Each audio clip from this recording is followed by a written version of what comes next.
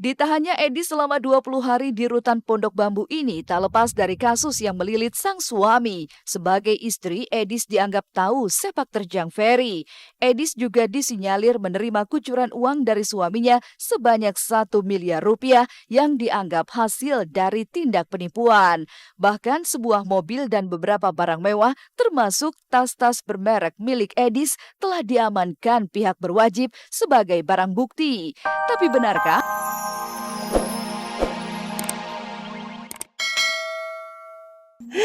Iya.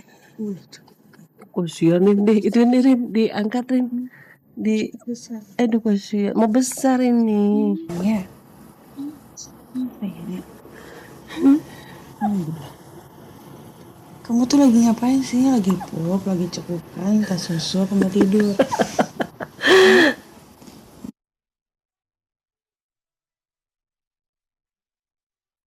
Kebahagiaan memiliki bocah mungil tak hanya dirasakan oleh Shiren saja. Sebagai oma, Fani Bauti juga tak kalah antusiasnya menyambut warga baru dalam keluarganya. Setali 3 uang dengan Shiren, Fani pun tak mau kalah untuk mengabadikan momen penting yang ditunjukkan cucu pertamanya itu.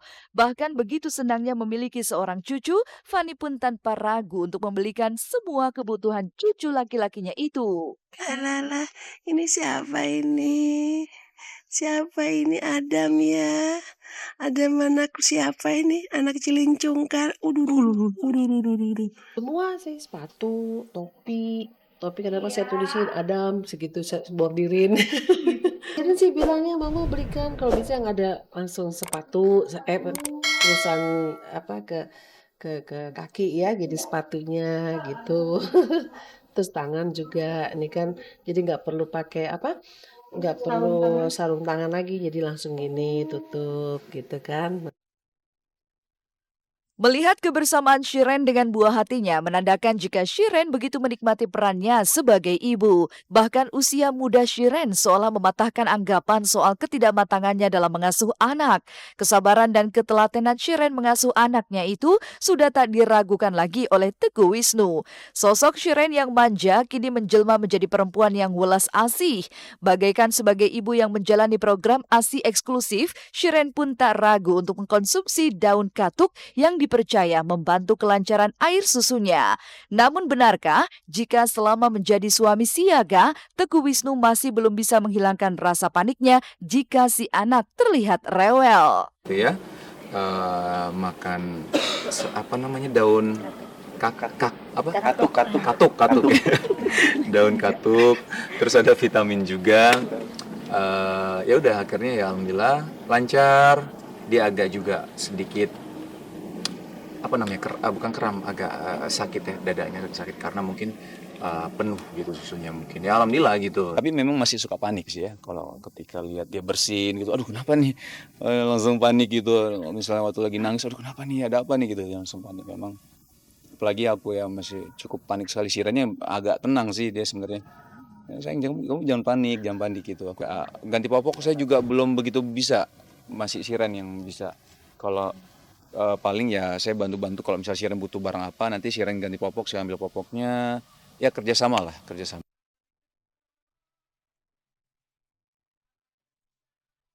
Kini hari-hari Shiren dan Teguh Wisnu diwarnai oleh suara tangis serta geliat lucu dari putra pertama mereka. Bahkan sebagai bentuk syukur atas kehadiran sang buah hati, Shiren dan Wisnu pun sepakat untuk menggelar acara akikah ketika Adam sudah memasuki usia ke-21 hari. Lantas benarkah jika jelang gelaran acara akikah ini antara Wisnu dan Shiren mengalami perselisihan soal waktu pelaksanaan? Shiren memang masih agak takut dia karena kayaknya 7 hari terlalu deket ya. Kalau aku sendiri sih sebenarnya nggak apa-apa gitu ya. Insya Allah mudah-mudahan Allah menjaga Adam gitu. Tapi Shiren bilang kemarin apa namanya, kayaknya jangan hari ketujuh setelah melahirkan ya. Setelah kita berdiskusi dan akhirnya kita memutuskan untuk insya Allah mudah-mudahan hari ke-21 nanti di akikah. Mudah-mudahan mereka sehat-sehat aja ya. Terus udah gitu ya semoga bahagia aja lah. Semoga anaknya yang jadi anak yang soleh. Terus ya pokoknya happy lah mereka.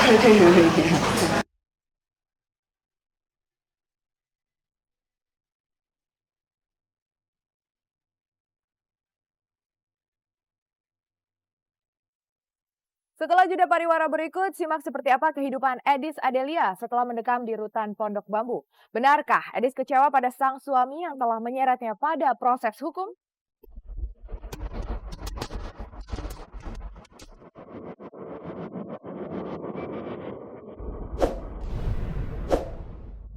Pasca penangkapan dirinya 6 hari lalu oleh Kejaksaan Negeri Jakarta Selatan, hingga kini Edis Adelia masih mendekam di rutan Pondok Bambu, Jakarta Timur atas dugaan tindak pidana pencucian uang yang dilakukan dirinya bersama suaminya Ferry Setiawan yang telah divonis 5 tahun penjara dan kini mendekam di LP Cipinang.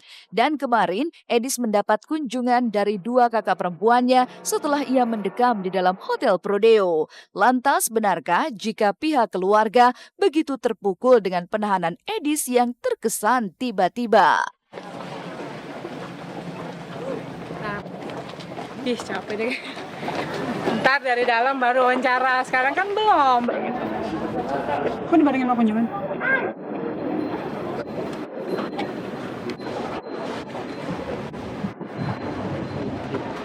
Saya tidak menyangka sebelumnya dari siapa sih orangnya yang ikhlas ya, yang betul-betul ikhlas melihat adik atau kakaknya jadi korban ya.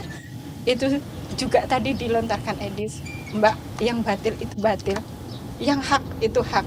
Pada saatnya nanti Allah akan mempertunjukkan mana yang batil dan mana yang hak.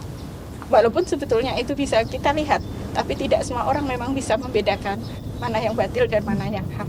Jadi ketika saya peluk dia sebelum saya keluar, saya bilang, saya bangga sama kamu. Sampai kapanpun kamu tetap adik saya.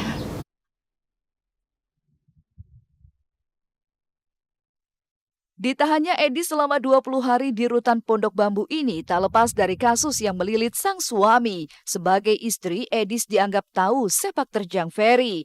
Edis juga disinyalir menerima kucuran uang dari suaminya sebanyak 1 miliar rupiah yang dianggap hasil dari tindak penipuan.